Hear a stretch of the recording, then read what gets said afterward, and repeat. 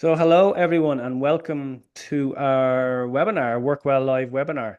So you're all very welcome. We are discussing mindfulness today and in particular beyond the taster session. So that is the plan for today. We'd encourage as much interaction as possible. I'll kick off shortly with a poll. Please use the chat functionality.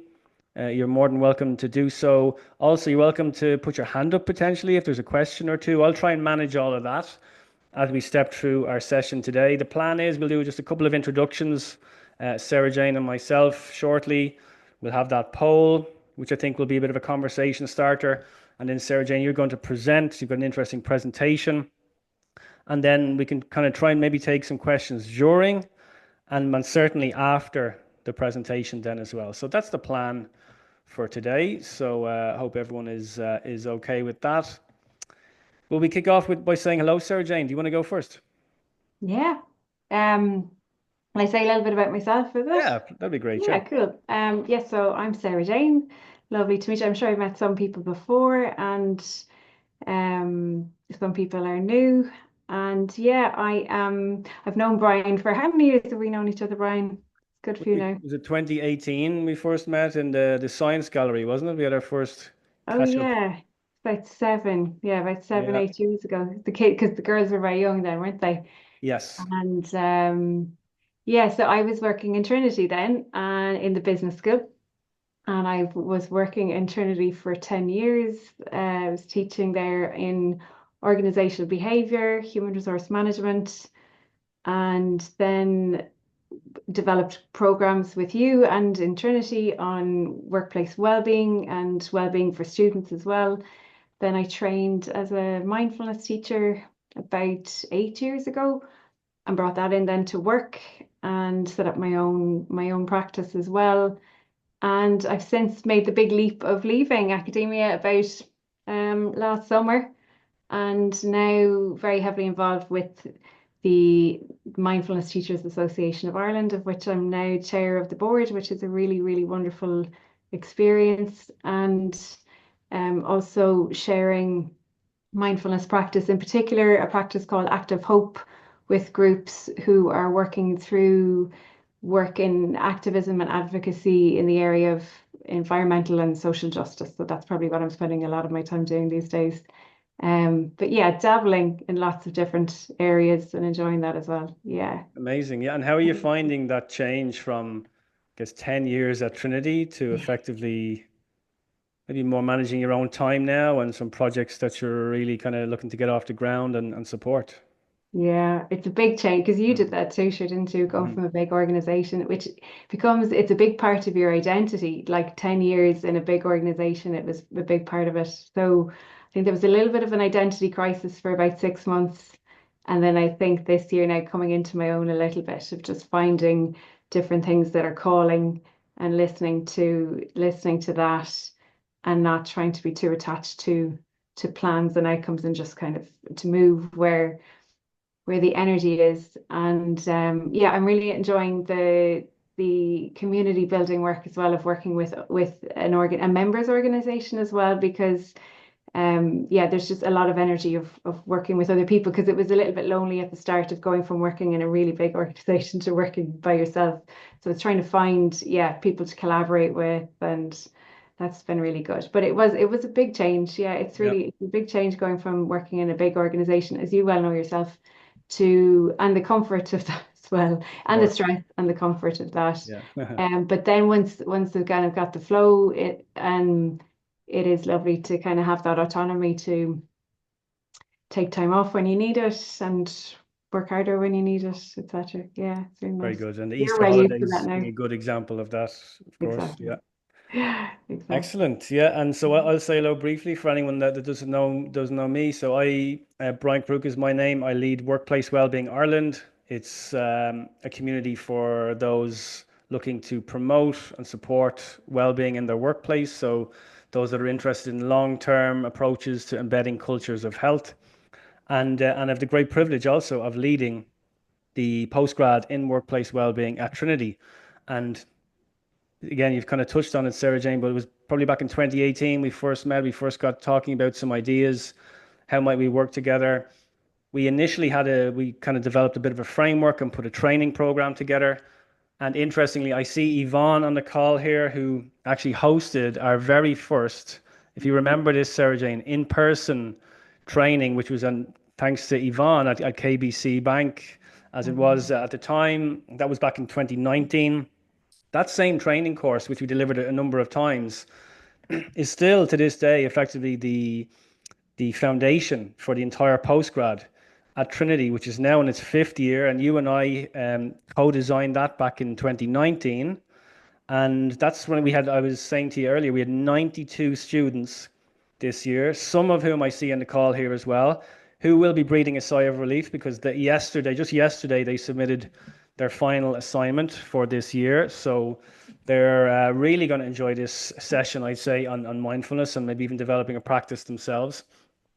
So that's a little bit about myself and indeed yourself, Sarah Jane, and how we connected back in the day. Today, the focus is on mindfulness. So I might kick off. We've said hello, so maybe let's hear a little bit from our audience, shall we? So I've got a bit of a poll here, short enough poll. So there's 4 questions. Everybody on the call should see that popping up on their screens. If you'd like to have a go at filling out. So just to help Sarah Jane and myself, questions around how familiar are you with mindfulness? Has your organization ever offered mindfulness sessions or training? What do you hope to get from today's webinar? And maybe a bit more of a fun question towards the end there, the fourth one. Mhm. So what I hope today as well, Sarah Jane, I guess the audience really it's for individuals who may be interested in learning more about mindfulness and developing a mindfulness practice. It's for those with responsibility for teams, maybe in an organization who might be looking to embed something longer term than the taster session. And also maybe those who maybe they're self-employed, maybe they're already working in this space and they might be looking to, again, get into organizations. That's kind of the audience today, really. Yeah, and I'm conscious that there's also probably some practitioners here as well who deliver programs. So hoping that once we do the presentation, that when we open it out to questions as well, that the answers can come from us, but also from participants that are here. You know, there's some, I think, of my fellow members from the MTI here, but some who may not be members of the MTI, but might also be experienced practitioners that have stories to share that might be valuable, so that once that bit is done, we can Yeah, make it quite interactive. absolutely. Yeah. So I can see almost 80% have completed the poll, so I might Okay. stop it Yeah. now and share. So you might talk us through some of these findings, Sarah Okay. Jane, if it Can helps you. I'm just seeing. Am I looking at? Are you sharing? I am. Are you not seeing that? I am. One second. Let's see. Can I scroll Great. up? So, how familiar with you are you with mindfulness? We have. Am I getting the same results? 7% never tried it. Yeah. 27% tried a few sessions. 30% practice occasionally, and 36% practice regularly. Okay, so that's a really good. Yeah, so 2/3 Yeah. between occasionally and regularly. Yeah, so we're Yeah. So preaching to we the have a converted good potentially. mix here of people who are new to it and who are a bit more used to it. Mhm. Has your organization ever offered mindfulness sessions or training? Yes, once off taster sessions, 33. That's interesting. That's the A highest third. one. Yeah, Ongoing programs, 12%. It'd be interesting to know those ones who have yes, ongoing programs, what's working well. Maybe people will be up for sharing that if we have time, or even afterwards if people want to reach out. I'd be delighted to chat to them. No, but it's being considered, 21%. No, and not on the radar, 25%. Um, I'm a provider of the service myself, 10%. Yeah, yeah, and great. And that's good. maybe people in that boat as well can share experiences if relevant later. What do you hope to get from today's webinar? Better understanding of mindfulness. 8%. Okay, so maybe there is already a strong Yes, understanding of mindfulness. So most people practical ideas to bring into my workplace. Okay, good. So good my to know. presentation won't be irrelevant. So tips for sustaining mindfulness beyond the taster session, 20% just curious and open to learning, 23. Great. Okay. If your mind right now is like a workplace item, it will be, what do we get? Oh, a good split. A tidy But desk. Wow, we've got a lot of nice. I wonder if there's correlations between those who've answered that they Yes. practice in one to the tidy desk. Hmm. The overflowing inbox, busy and chaotic, 23, printer jam, 10, office coffee machine buzzing and ready, 28. Great. Okay, super. That's really helpful for me. Yeah, So good we can stuff. tailor to who's here. That's great. Okay, cool. So if you're whenever you're ready, Sergeant, if you want to kick off, Well, I will share with your my slides. If anybody has screen. any questions during the presentation, if something feels relevant, please do pop a question in the chat functionality. You should see the chat functionality down below. Even pop on and say hello. Let us know where you're tuning in from, and maybe what you do as well. You're welcome to do that in the chat, and we will certainly have proper Q&A then at the end if time allows, of course, as well. Yeah, I'll keep an eye on the time now. I'll try and I'll manage the chat for you, Sarah Jane, if I can. Super. Thanks, Brian. Can you see the slides okay? Yep, looking good. Okay. If anything isn't clear, just give me a shout, okay? Will do. Great. Okay. So I thought we'll practice what we preach, and we might start with a pause because if you're anything like me, when I'm dialing into a webinar, I'm usually folding the clothes, emptying the dishwasher, and answering emails at the same time. So maybe and that's all good, like multitask away. But if it feels comfortable wherever you are, if you're sitting at the computer, or you're listening to it on your phone in the background, just maybe pausing and just dropping in for a few short minutes, whether that's sitting down or standing, and just noticing the sensations of the weight of the body being held by whatever it is that's supporting you, whether it's a chair, couch, if you're standing, the weight of the floor under the feet.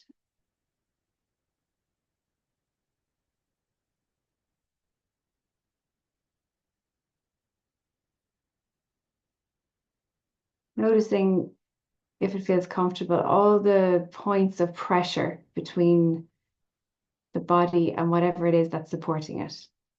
Really noticing the sense of the weight of the body being held in this moment.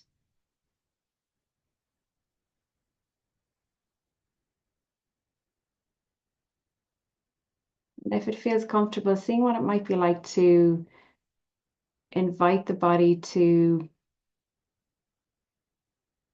surrender, to settle a little bit further into this sense of being held, this weight, into the chair, into the floor if you're standing, under the feet. And if it feels comfortable, you can close your eyes or lower your gaze if you're not driving your car. Allowing the hands to settle at the sides of the body or on the lap.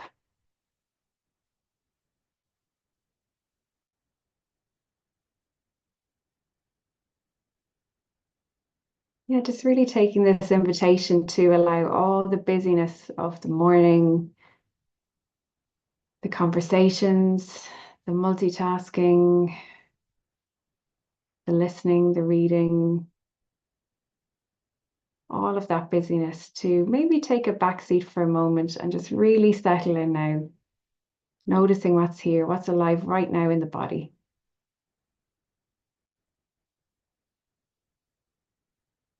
Noticing the sensations of sound around the body, perhaps sounds that are close, sounds that are further away.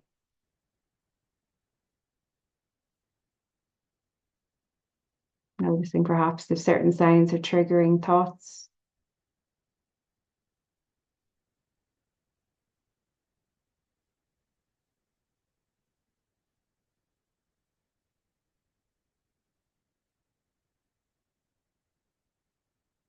And if it feels comfortable, noticing what it's like to experience the body sitting here or standing here.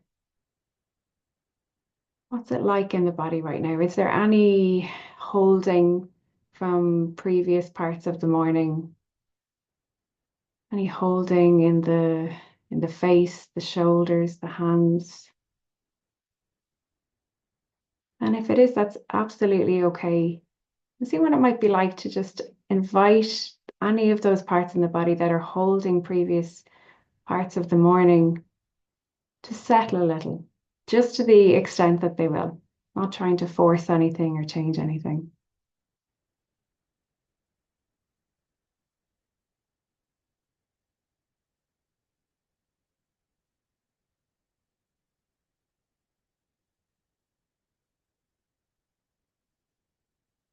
Yeah, and if you've had the eyes closed or the gaze lowered, you can open them and come back to our Zoom community, our Zoom room here. And thanks for taking that time to do that together. It's nice to do these things together.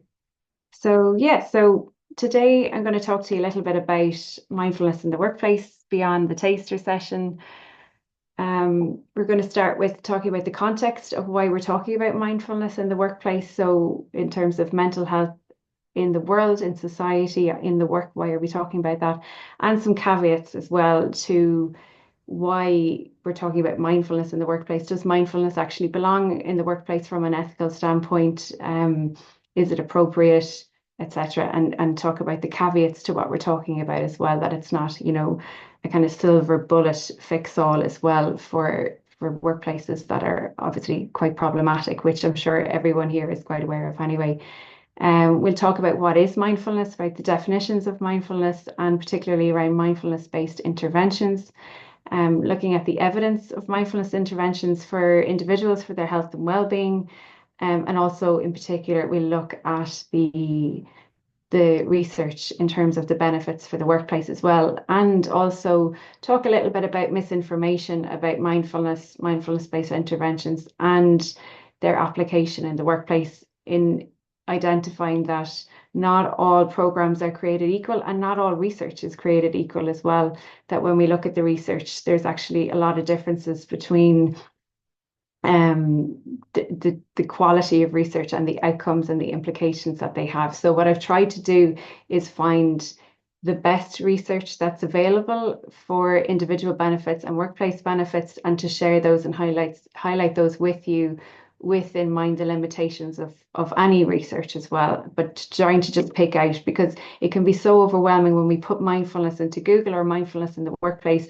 The things often that come up as the first results are often the things that have, obviously it's to do with algorithms, it's to do with money behind it, etc. So it's trying to pick out what's the most reliable evidence that we can use and what does that tell us. So trying to help people to navigate that as best as we can, but also open to sharing as well after this stories of what's worked well for people as well, because different things work in different places, and that's a big part of this discussion as well. So we'll talk about the success factors for workplace implementation, and that's from what we've learned from good research, from meta-analysis, from case studies, etc. And then I'll share some case studies. When I was getting ready for this presentation, I contacted our teacher members of the MTAI, the Mindfulness Teachers Association, who are all qualified, experienced mindfulness teachers in Ireland, to ask them who has been doing work with organizations, what type of programs are they delivering, what are the learnings of that, what's worked well, what hasn't, and just to share some of that. And we actually have a few members here as well. So I'm going to invite those who wish to share maybe one or two points from their learnings as well, of what they're doing and what particularly worked well, because it's changed as well. It's always evolving. It changed during COVID, after COVID as well. So things that it might have worked a couple of years ago have evolved to be different now, to adapt to the needs of people working from home, etc.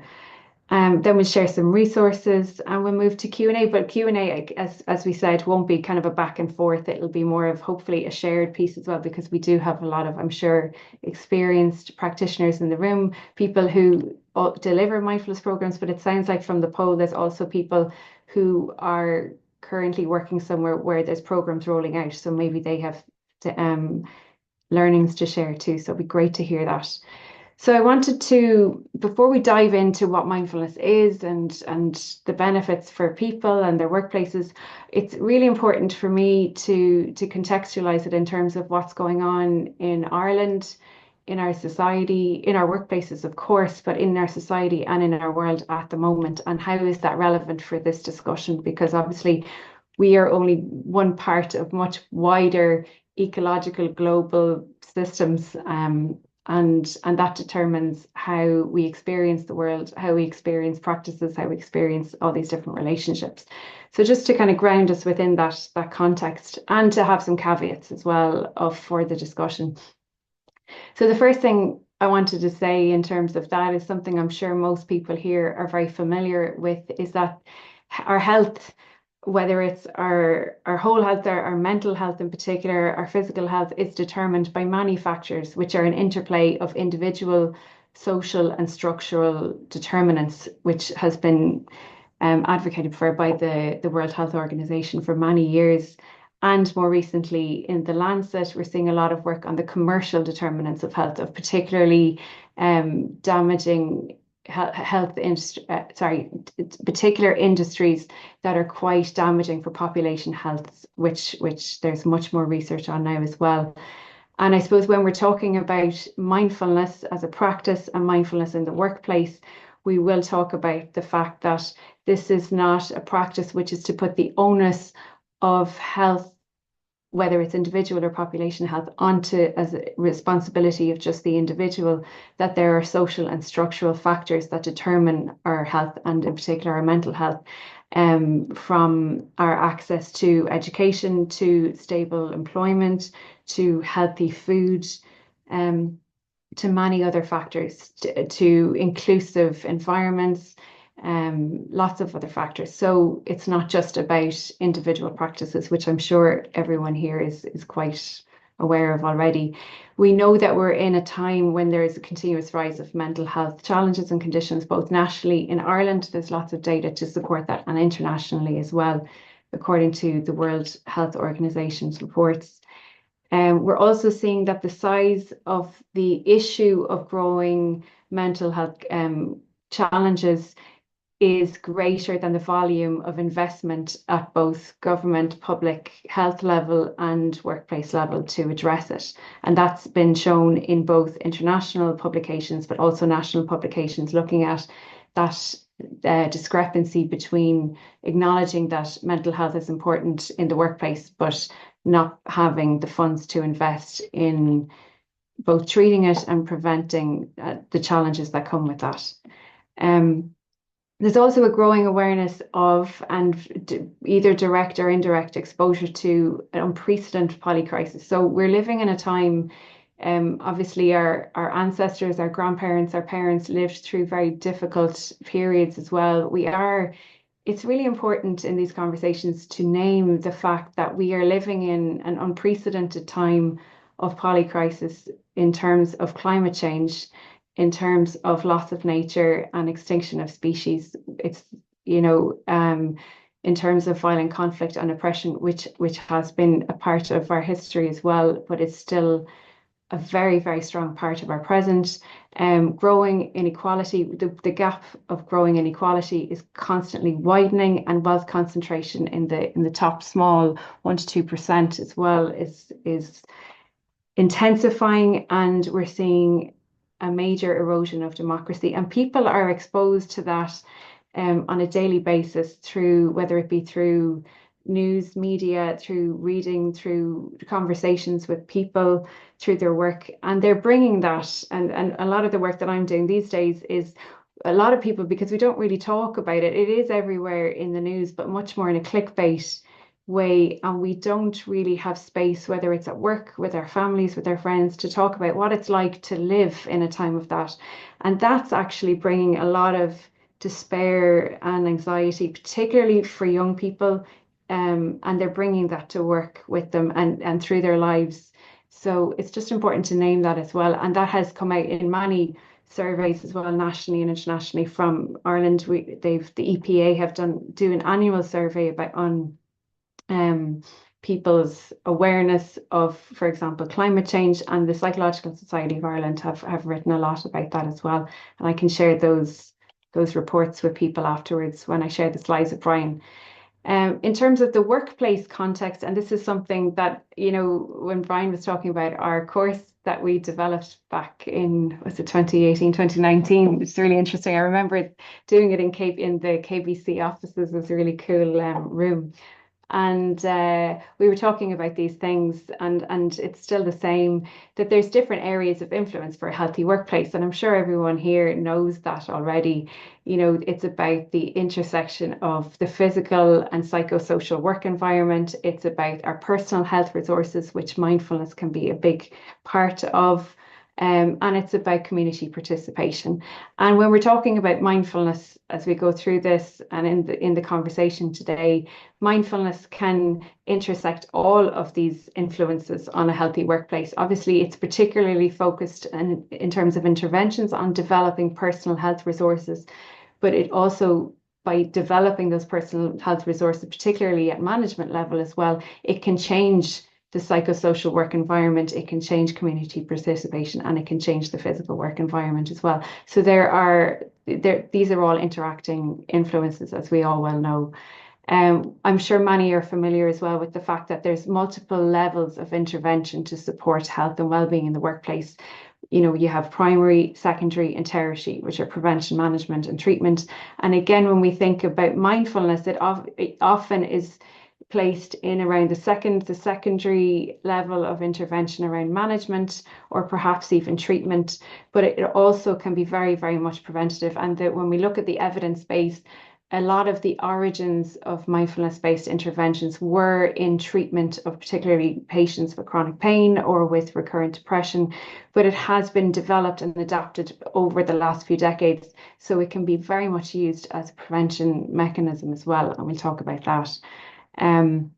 There's also a lot of research, both again within Ireland from this research that's come out from UCC and MTU, showing that there is a discrepancy between the rise of mental health related presenteeism, absenteeism, and turnover, and the investment in mental health supports at work. And I'm sure many people here are familiar with that. And the struggles as well of securing financial resources as well. Sometimes it can feel that even very, very well-intentioned employers and managers you feel like you can be swimming against the tide when it comes to this, and that there isn't enough budget or resources to actually to support people in what they need. So it's about talking about that as well, and how we can access these resources in a way that make them available to everybody. So it sounds like from the poll, a lot of people are familiar with what mindfulness is, but it's no harm to just even go back to its roots of what is it? And particularly actually what I think I spend nearly more time on is what is it not? Because it becomes so popular both societally and in terms of workplace application, that what it's about can often get lost and diluted and misinterpreted as well, particularly in the media. So what is it? So mindfulness is a natural capacity present in all of us. So it's something we all have within us, a natural capacity. It's a natural capacity that's there in a world where we're very, very much in an distraction, a place of distraction, particularly with technology. That capacity can often be eroded, and can often require, particularly for me anyway, can require practice to help to recultivate and to redevelop that natural capacity that is present within all of us. It's not something that you either are or you're not. It's something that is present in all of us. And what is it? It's about paying attention to our experience with an attitude of openness and curiosity. And I often include this image here of the friendship here, because in the narrative of mindfulness, particularly in mainstream media and often in the business world, it can very much be about paying attention to our experience and by paying attention and about concentration and attention, which therefore then increases performance on your task at your work. And which is really important. But if you are going through a time of particular difficulty, if what's going on, when you would pay attention to your experience, and that experience is physical pain, emotional pain, if you don't have an attitude of openness and curiosity and a sense of befriending that experience, which is a muscle that requires a lot of practice and training, that can actually make it worse than distracting ourselves from that experience. So they often, John Kabat-Zinn, who is responsible for developing one of the most popular mindfulness-based interventions in the West, talks about it as kind of two wings. One is our attention, and one is this non-judgmental attitude of openness and curiosity. And we can't have one without the other. Otherwise, it's too distressing. So a big part of mindfulness is this non-judgmental befriending of what's here, whether it's good, bad, or ugly. And it also, when we think about what it is, it's the opposite of autopilot. So when we think of days where we're not really with what's happening in our bodies and our minds, we're on autopilot. And sometimes that's necessary. Sometimes it's a necessary coping strategy for something that we're going through. And we need to be in that state, but we can still cultivate this natural capacity that we have to come back to our experience and bring a non-judgmental attitude of openness and curiosity. So what is it not? And there's a longer list here. It's not a silver bullet or a quick fix for all problems. And it's really interesting, again, when you do Google searches on mindfulness, you just have all these headlines, kind of clickbait of it's either terrible and dangerous, or it's the answer to all our problems. It's going to make your workplace amazing. It's going to make your life amazing. It's going to solve all your health issues. So it's neither, and it's not this quick fix. It's not an individualistic endeavor, which has also been presented at in many ways through, again, media, and other narratives that are out there. It is meant to be a collective endeavor. We'll talk about that as well. It can be done obviously by yourself. I do my own practice here, my daily practice by myself, but a lot of my learning over the years has been in community, and a lot of my deeper practice happens in community, and its origins are about doing collective practice in community as well. So it's not about emptying your mind. So people think that when they have a busy mind and they stop and they start to practice, that their mind is, like the monkey mind, it's jumping all over the place, really, really busy, thoughts coming, going, can't attend to the breath, keep getting distracted, that they're a bad mindfulness practitioner, a bad meditator, and they're doing something wrong. But noticing that your mind is busy is mindfulness. That's, you're noticing, you're paying attention to your experience, which is that you have a busy mind, and you're bringing an attitude of openness and curiosity to that. So that's the difference, and that's where people can often, and that's where, when we often do it by ourselves, sometimes maybe we've downloaded an app or we're trying to do it by ourselves without that group, without a teacher, without other people, we think that that's a problem with us, as opposed to it just being the nature of the human mind. It's not religious or Buddhism through the back door. Obviously, it has its roots in the Buddhist tradition, but the application of it now in terms of mindfulness interventions have been developed in a very scientific and secular way, staying true to a lot of the foundations of where it's originated from, but keeping it secular so it's accessible to all, regardless of faith or belief systems. It's not the same as meditation. Mindfulness is a form of meditation, but there are many other forms of meditation, and mindfulness practice and interventions involve much more than meditation as well, which I'll talk about later on. It's not a state of relaxation. We may feel relaxed as a byproduct. Again, sometimes when people practice mindfulness, when they don't, particularly if they're doing it again in a self-guided way on their own using technology, sometimes they feel like they're doing something wrong because they don't feel relaxed. And we can feel relaxed from practicing mindfulness over a course of time, but feeling a state of relaxation is not the necessary goal of mindfulness. Sometimes we can notice actually that we're extremely restless, or agitated or distressed, and that's our experience right now. And how can we bring openness and curiosity to that? It's not just about focusing on breathing. There's many more anchors that we have, and we're not trying to change the breath as well. And really importantly, I actually just added this in. earlier is that it's not a product that's for sale. Again, it's going back to that sense that it is a natural capacity present in all of us. It has the reality of the modern world is it has been commodified, it has been made into a product that is for sale, and it's important that when we're talking about resources, that there are resources, some that we pay for, some that we don't, that are freely available depending on what our needs are. And but it is something that is available to all of us and that is in all of us and is accessible to all of us. So what are mindfulness-based interventions or MBIs? So the origins of mindfulness-based interventions are back to the 1980s in the US with John Kabat-Zinn, who in the University of Massachusetts developed the first mindfulness-based stress reduction 8-week program, which was developed for patients who were experiencing chronic pain. And it wasn't to get rid of their pain, but to help people relate to their pain in a different way, so they weren't basically making it worse by over identifying with their pain.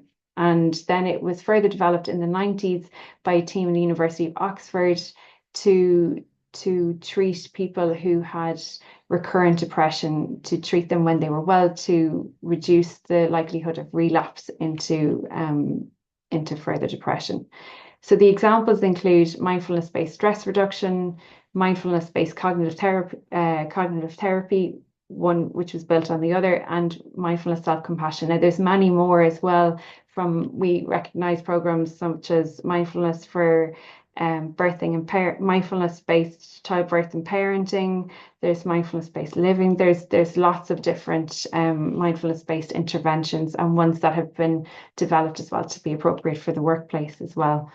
There's a large evidence base for the impact on a range of health and well-being outcomes.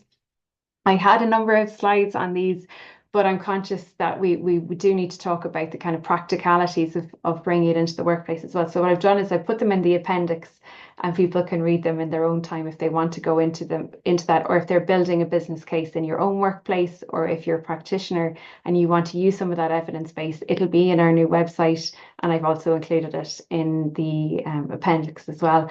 But there's a huge, there's thousands of scientific trials and studies, particularly randomized control trials, looking at the outcomes of participants of these 8-week programs in terms of their health and well-being, in terms of reduced relapse and depression, in terms of lowered stress, in terms of anxiety.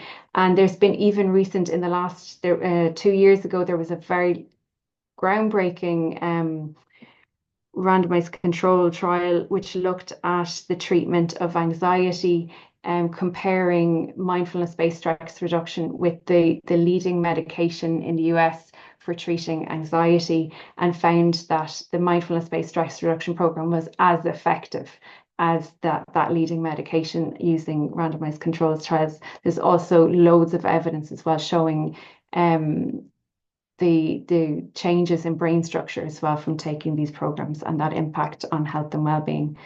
The typical delivery of how these interventions were designed is that they be delivered in groups, and that's very intentional that they're in groups, because it helps us to see that our experience of having this busy mind and having this kind of these distractions and resistance to our experience is a very, very universal experience. So a lot of the teaching comes from the other participants in the group. And it includes, in those 8-week programs, pre-interview with all the participants to see, is it the right time for them to take the program? Have they had, for example, a recent bereavement? Are they taking medication? And they seeing, if needs be, to have they told their health practitioner that they're taking the course, etc., etc., just so that that it's all done according to the ethical standards and guidelines. They're over 8 weeks, 2.5 hours a week in group, and they can be done in person and online. It's funny because when I trained, I don't think there was hardly any online courses in Ireland, and now there's loads, and they're really, really powerful and effective. And I've participated and taught in online 8-week courses, and they can be just as good and really allow that accessibility of people to dial in from home as well. They include extensive daily home practices, but in the adaptations, these can be shorter, and they would have included a full day retreat as part of the 8-week program as well. With a lot of that full day would have been in silence, is in silence. The classes in these interventions typically include guided meditations by the teacher. They include group inquiry, discussion of the home practice, embedding into daily activities, and some paired and small group discussion. And these mindfulness-based interventions, particularly MBSR and MBCT, have become recognised in the UK by the National Institute of Healthcare and Excellence, which have recommended to the NHS, our equivalent of the HSE, so that's across the UK and Northern Ireland, that that MBSR and MBCT are effective treatments for depression in that health system. And there's also been reports by NICE in terms of workplace wellbeing, where they've identified mindfulness-based interventions as effective wellbeing interventions at multiple levels within organisations as well. And of course, our work in Ireland as well is trying to get the equivalent here as well of having that recognition within our own national health systems as well as these as effective treatments for mental health difficulties. So there's also, as I'm sure many people are aware and maybe have experienced, that there's shorter adaptations that have been created for different contexts, including the workplace, of these mindfulness-based interventions. Because in many workplaces, an 8-week course with a full day practice, 2.5 hours a week, 40 to 45 minutes daily home practice just isn't an option for some people in some workplaces. So adaptations have been created and rolled out with very good evidence to show that their impact as well, which I'll share with you. There has been research on the ideal length, and I'm sure this relates to many different workplace wellbeing interventions and health and wellbeing interventions, that you need at least 6 weeks usually to see significant impacts, because it takes 6 weeks for us to encounter resistance and encounter our habitual tendencies and to work through that and some of the difficulties and nuances of that with our group and with the teacher or with ourselves, to really build it in as a longer term habit. So there is research to show that the longer courses of 6 weeks and beyond have more lasting impacts and can be sustained in terms of practice over 6 months, 1 year, 2 years and beyond.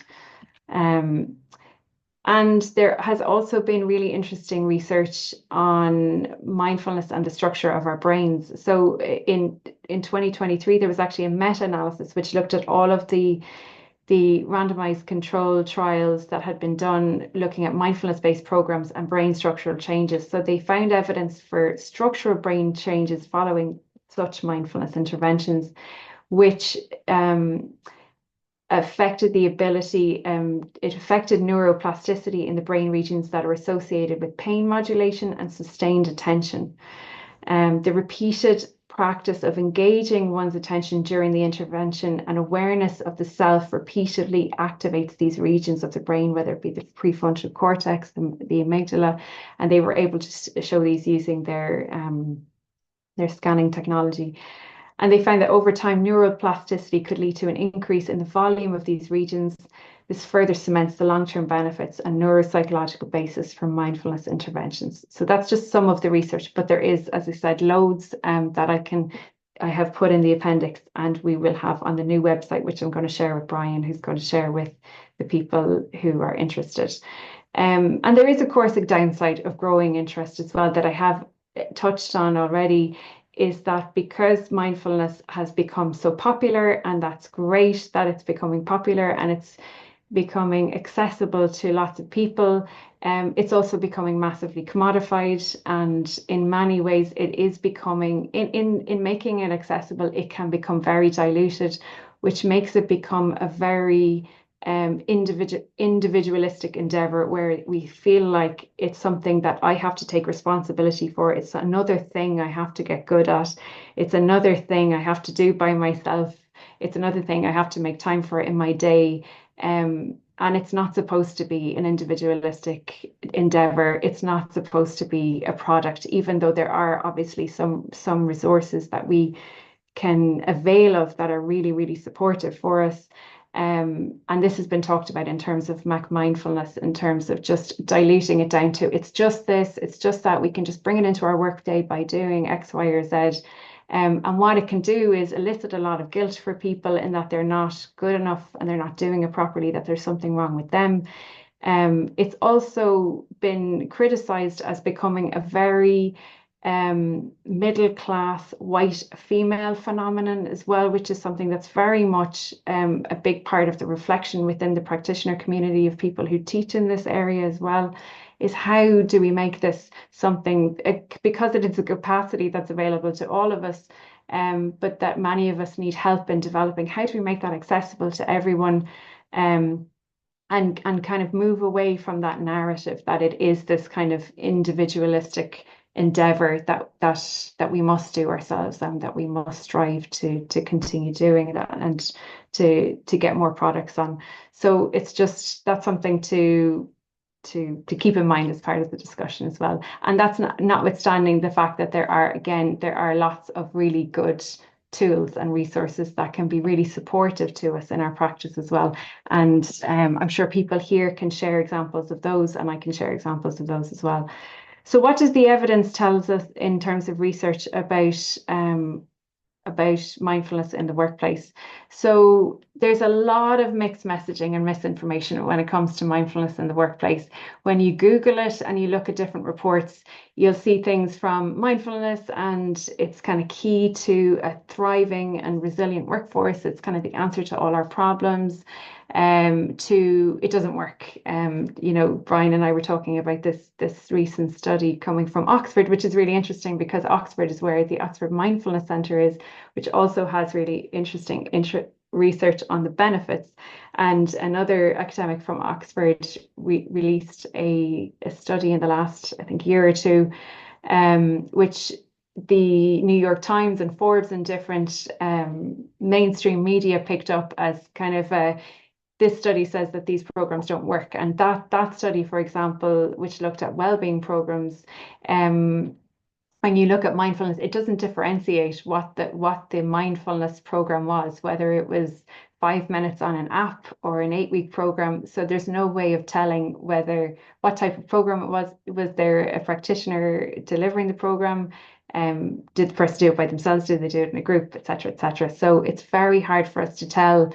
And a lot of that is actually not so much the research, but how it's portrayed in the media as well as just something being brilliant or something being terrible, and there's no kind of space in between.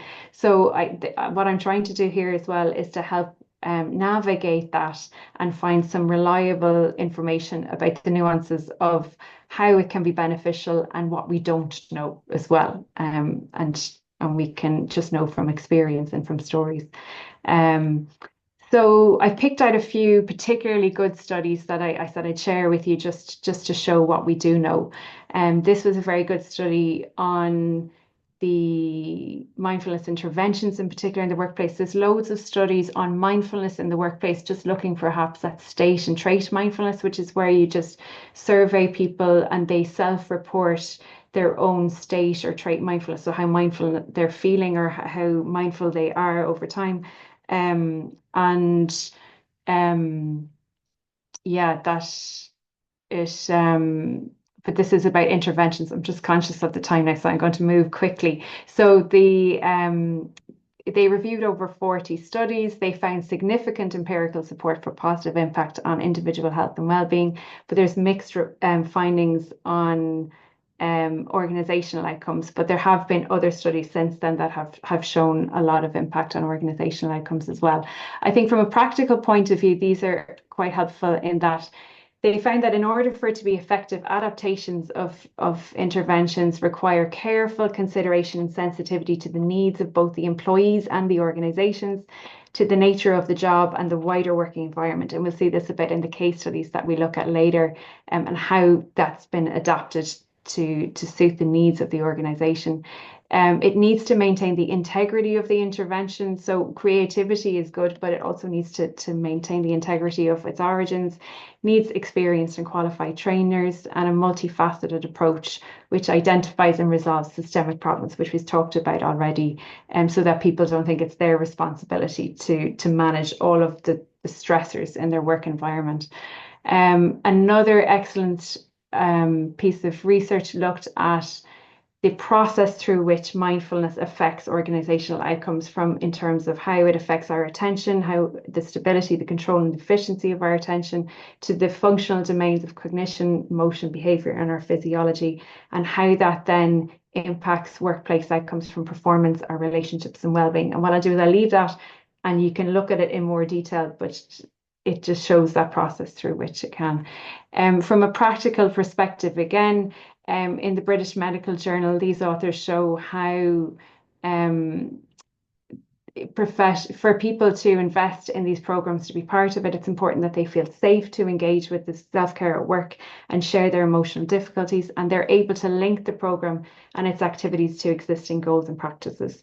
If they think that it's kind of a tick box exercise, or that they don't have enough time to do it, there'll be kind of a strategic use of just getting through it for the sake of getting back to work, which is really important to avoid.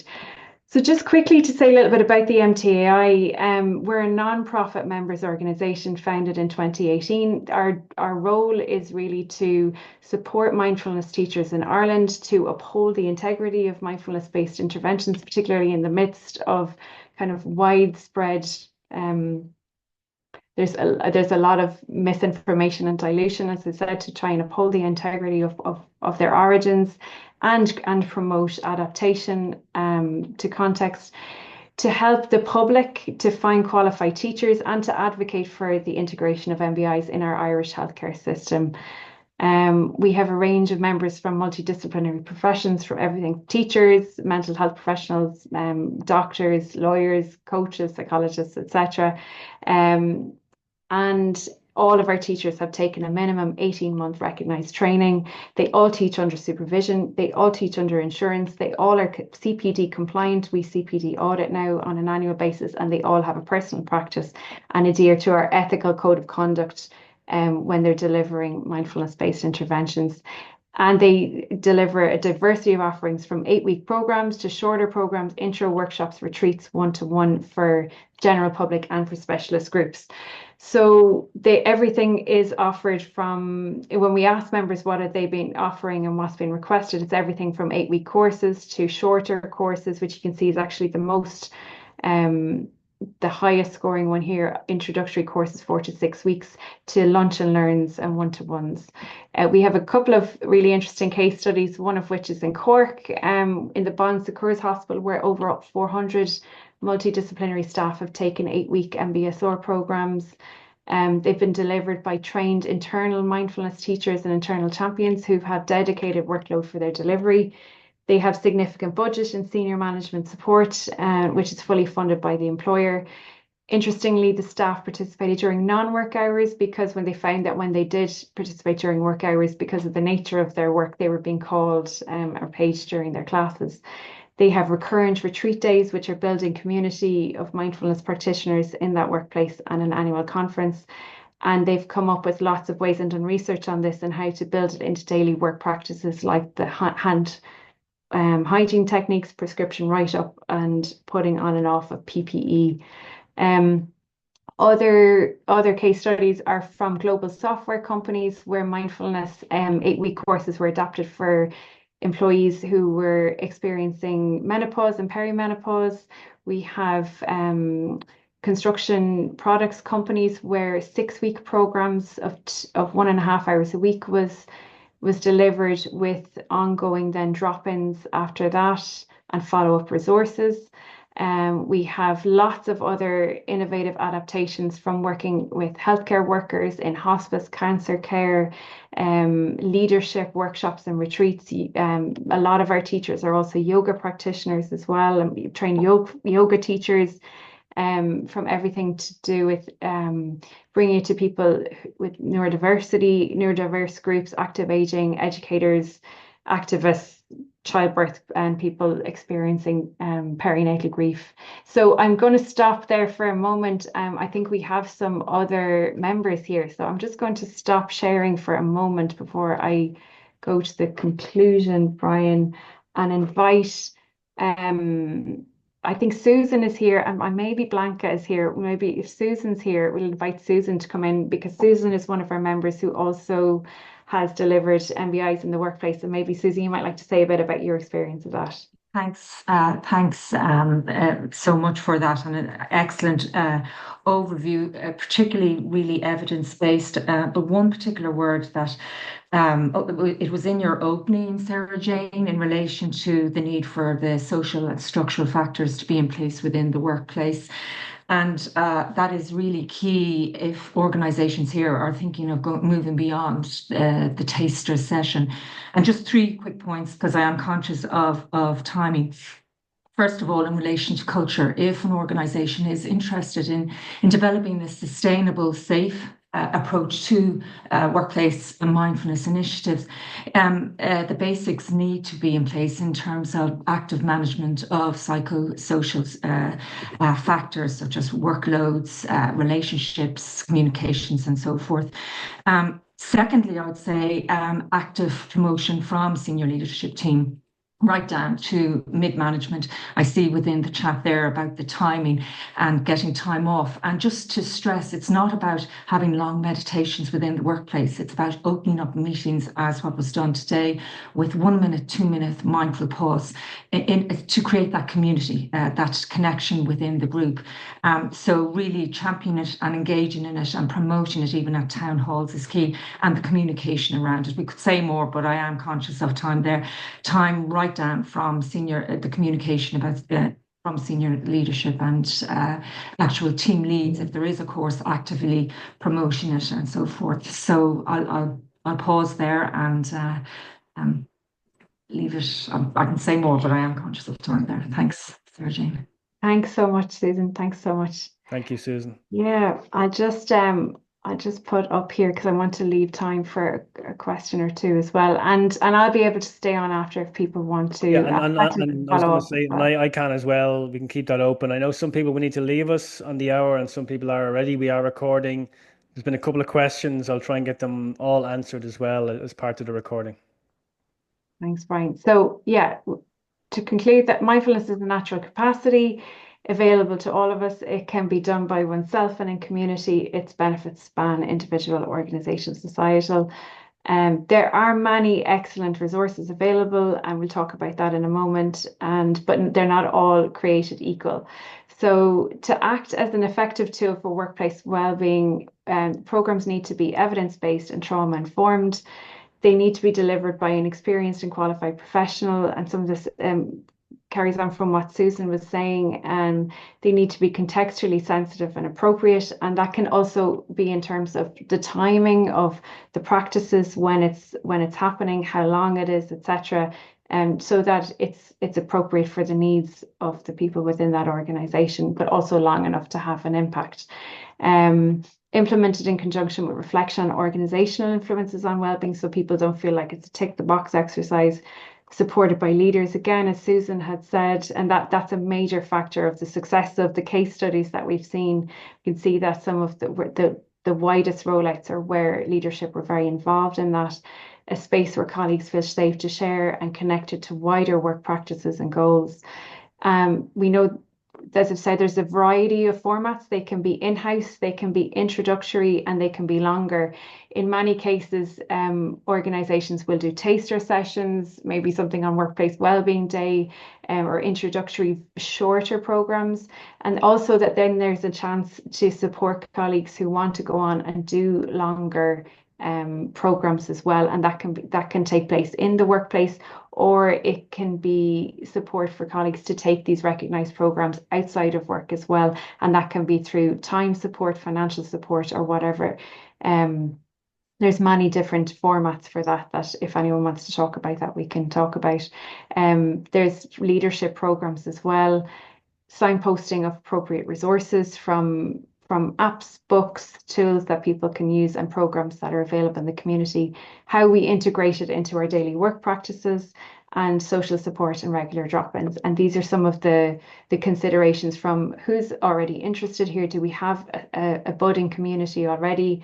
Do we want to get someone in? Do we want to train one of our internal employees to deliver this beyond our first intervention? Do we have leadership support? What funding models do we want to look at, etc.?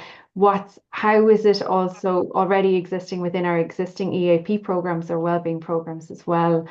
Things about length, frequency, in person versus online, all of these considerations. And there's no one size fits all, I suppose. To find out more, there's loads of great resources. We are just about to launch a really good new, you can check out our existing website, which has some really great resources on it. And our new website will have even more up-to-date research. It'll be easier to navigate finding teachers, finding courses. There's also this report from the Mindfulness Initiative as well, includes templates of business cases for anyone who wants to bring it to a senior leader to say, this is what I'd like to try out, and this is why. There's templates for how to do that. There's implementation plans. Like, a lot of the work has been done. And feel free to contact us as well if we can help you, and help you direct as well to, if you want to find a member as well who can help you with what you're trying to do. So I'm going to stop there, and I apologize for going over time. I didn't realize time flies when you're having fun. I'm going to stop We're in a sharing. flow state. Happy to Very chat. good. I'm in too much of a flow state. That's the Mhm. problem, though. So massive apologies. No problem. Um, It was but all happy to share. incredibly valuable, so I certainly wasn't jumping in there. It was really, really useful, as we're seeing on the chat there. Will we chat about ask those couple of questions that came through? Yeah, are there questions that have come through in the chat? Do you Yeah, want to there go are ahead indeed. and Maybe will we start with well, in reverse order, because Susan touched on it, and so Michelle asked it in the chat, and I actually said this to you yesterday, Sarah Jane, because this is definitely I would see this as, let's say, the number one challenge in workplaces is, I guess, it's the time, it's workload. People are already incredibly busy. I haven't met anybody in the last 10 years that wasn't busy. So how, and there's a couple of ways of looking at this. If an employer, a well-intentioned employer, is introducing an 8-week program, um, well, first of all, are they kind of saying they're trying to get busy people to attend something, first of all? And usually, is it during working hours? Is it in their own time? And then the other point to that is, is the employer, could it be perceived the employer is pushing the emphasis on the workload, the work environment might be causing the stress and burnout in the first place, but the employer now is here, maybe is pushing it. Well, it's your problem. There's a mindfulness course. Go and do that. So we're kind of trying to change the worker as opposed to change the workplace. I know there's a couple of parts to that. Maybe what's your own kind of thoughts on that experience of that? I think that the change the worker thing is a really interesting perspective, because I think, in my experience, I think if you are trying to change the worker and not the workplace, then, and the workplace worker does um, a mindfulness program, and they start to practice, and they become very aware of their own experience, they'll probably leave the job anyway. So the reality is that, like, I mean, if you, it when people are more tuned into their experience, or if they have the choice, obviously some people don't have a choice to be able to leave their job, but if it's a tick box exercise, people will see through that. And obviously people won't engage. So if you're spending a lot of budget as well on it from an organizational point of view, you're going to have, potentially high dropout as well if people don't have time to engage and do the practice, and they don't trust the motivation for doing it in the first place. And that goes for all wellbeing interventions, doesn't it? And any programs in the workplace, not just mindfulness. So I think that's really important, that it's coming obviously from a well-intentioned place, but that is again the same for all, and that it's multifaceted at all those levels. From a time perspective, obviously, yeah, like 2 to 2.5 hours during the day, or even 1 hour during the day, is huge. For people who already have overloaded jobs, there are different examples from different case studies, and I see Susan has. I'm going to let her come in as well, because she probably has experience with that as well, of different timings. In the bonds, they actually came up. They tried it, I believe, with doing it during work hours, and it was too disruptive because of the nature of the work, because people were being called. But that's not the same for everybody. For other workplaces, in terms of commuting, then if you're wanting to do the program together in person, it might make more sense to do it when people have commuted to the office and are physically together, and not trying to come in on their day off as well. So it's not an ideal answer, but it does depend on the nature of the work, and the organization. But obviously, if you're offering it to people who are overloaded and they can't have conversations about workload with their managers, and they're not seeing engagement and support from their managers, and they're just seeing it as a way of, we're offering this to you so you can cope with all the crap that we're going to put on you, people won't engage, and you'll just have wasted money anyway. So I'll stop and let Susan come in on that there. Yeah. Yeah, and thanks. You've more or less covered it, but one point I'd add to it is that question from, if you are looking for outside support to get the program going. Ultimately, what I say to organisations, you want the program self-sustaining, to develop champions within the organisation, but to ask the organisation, what is your intention behind it? Where are the challenges? And ask those questions, those hard questions around workload, the culture, communication, and so forth, before you going in. And that would be something I would, always do with potential clients or organisations that I work with. And as what Sarah Jane said, in relation to the timing, it really is unique to each organisations. But for the initial introduction, i.e., to a sustainable approach, I would be recommending a minimum of the 90 minutes over 6, ideally 8 weeks. But after that, then having very short sessions. Initially, the facilitator, the person that's training, will come in, but you want to leave it in a way that the organisations, such as SAP, where the employees themselves champion it. It could be through the wellness champions, to very short, maybe 5-10 minute sessions. And then also integrating an approach where at the start of meetings, at the start of town halls, there's just a 1 minute pause. It doesn't have to be any guidance. It's about just noticing what is landing in a kind, curious way. Yeah. Excellent. Thank you. Brilliant Thanks, example. Susan. I might add as well, for something like this, I think to be successful in the long term, I don't think you can run or try and run it on its own. You need to be tackling the workload issue as well. You need to be demonstrating you're doing something at the organizational level in terms of the workload. You're also looking to introduce this mindfulness-based intervention. And you, as you said yesterday, Sarah Jane, and we touch on this on the postcard all the time, is the importance of leading by example. So I'd be targeting some key leaders in the organization. They should be the first people on this program. They should be the ones practicing taking the time, celebrating the fact that they're taking the time to get involved in this. And then, as Susan is saying, I mean, the classic health promotion approach is, how do we bake this in to what we're already doing as opposed to bolting it on? So is it part of our all hands, our weekly meetings? It's the first 60 seconds. So we're already having this meeting. So we're baking it into something we're already doing, as opposed to bolting it on after work or expecting people to give up their lunchtime for it, or something along those lines. But that kind of combined approach, I think, is what we're looking for. Absolutely, 100%. Yeah. Another question came in, and you touched on this, Sarah Jane. I think it was Nicola earlier on had spoken about that. She felt that the feedback from neurodiverse people was that mindfulness does not work for them. So she was asking, is neurodiversity part of standard mindfulness training, or are mindfulness sessions aimed at neurotypical mind? And any leads to research on that would be great.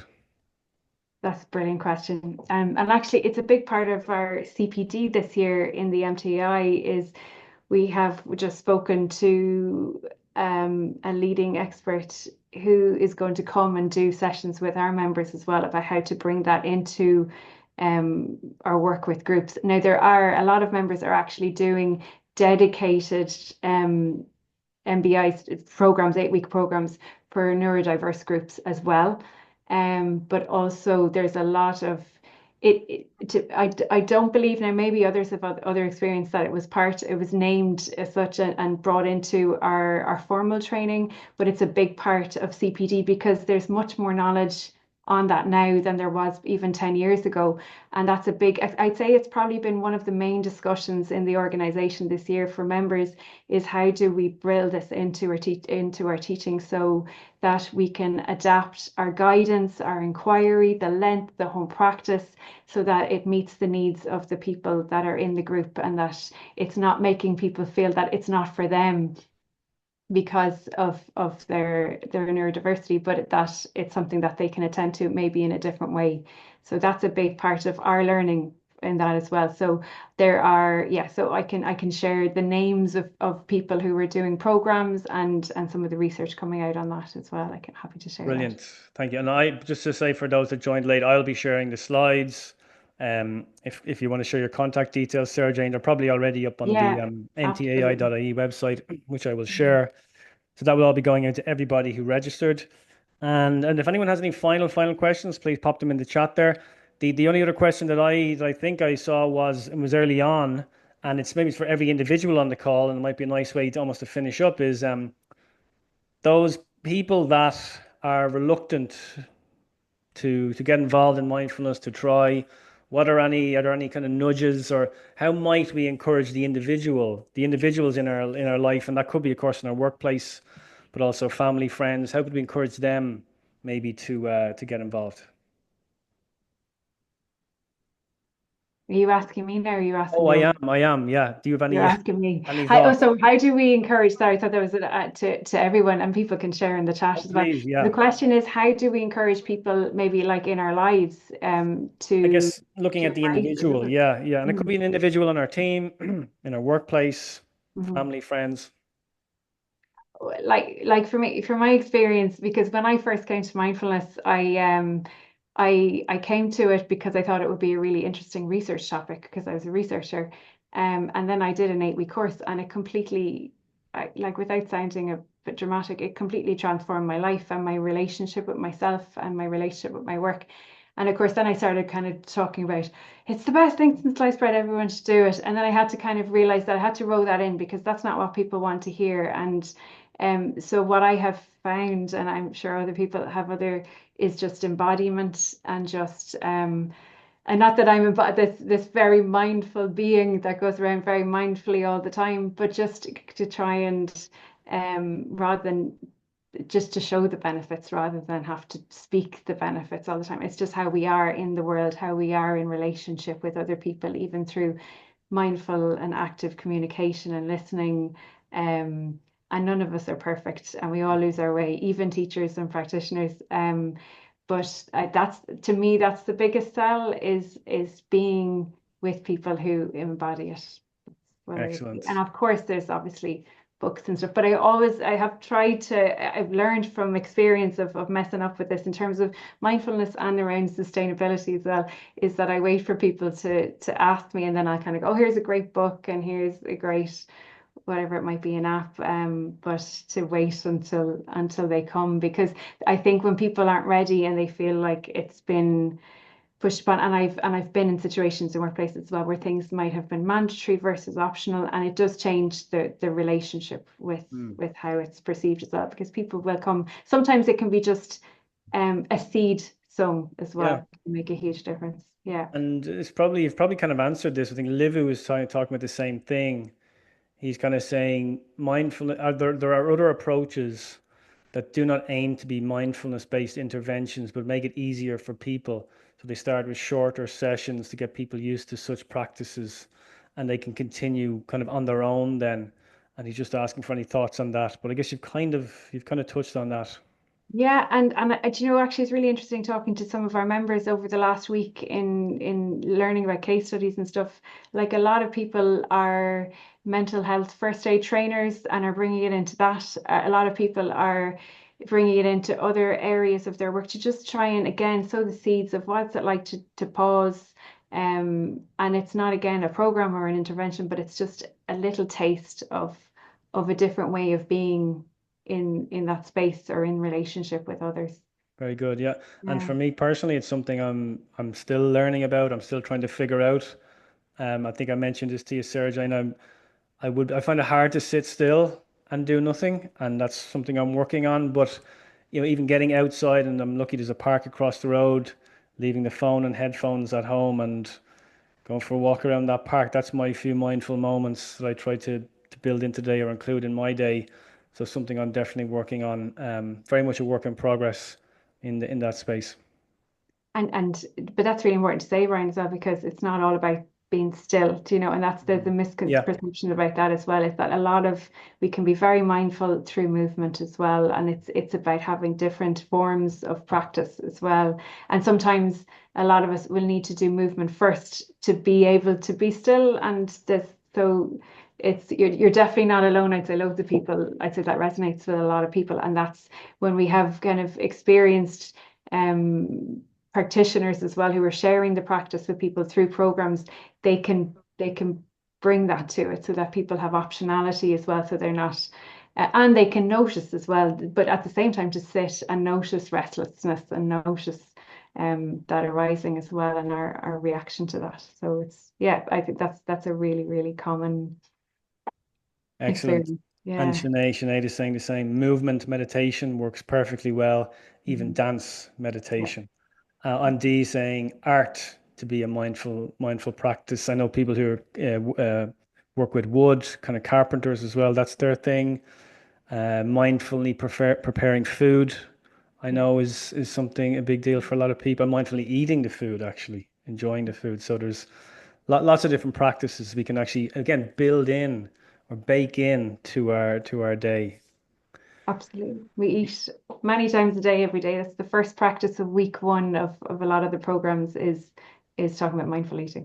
Is Yeah. that right? Okay. Yeah, because it's something we do. Everybody does it every day, multiple times. And brilliant. And I have a note, I'd have taken a note of one of your something you said early on, and Sarah has beautifully rounded it out here by saying the opposite of autopilot was a penny drop phrase for me as someone new to this space. And I have a note of that as well, the opposite of autopilot. So that's a key takeaway for me, as it is for many others. It's mindful walking for Livu. Sarah Jane, just want to thank you so much for your time for that presentation. You're going to send the resources to me.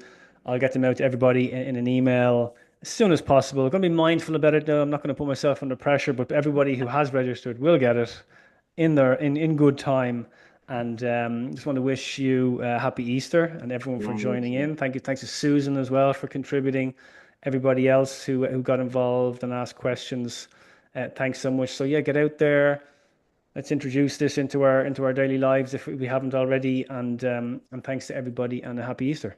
Thanks a million, Brian, and thanks everyone for showing up and engaging and sharing. Yeah. Happy Easter. Well, thanks, guys.